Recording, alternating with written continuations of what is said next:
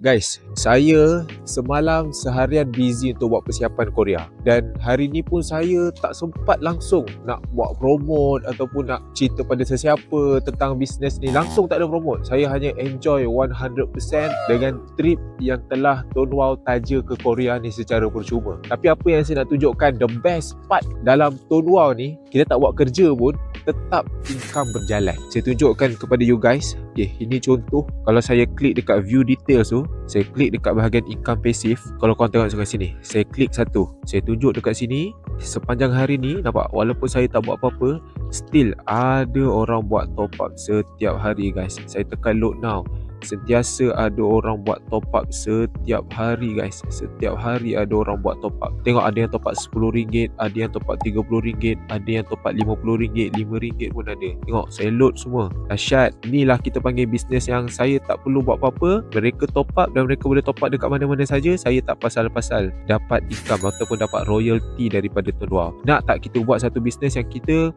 tak perlu bekerja tapi income kita tetap dibayar sebab orang terus guna handphone. Inilah platformnya guys. Kalau korang nak tahu lebih lanjut tentang platform bisnes telco ni, jemput ke sesi penerangan webinar saya. Saya bagi penerangan secara online percuma saja. Pendapatan royalty untuk korang walaupun tak bekerja.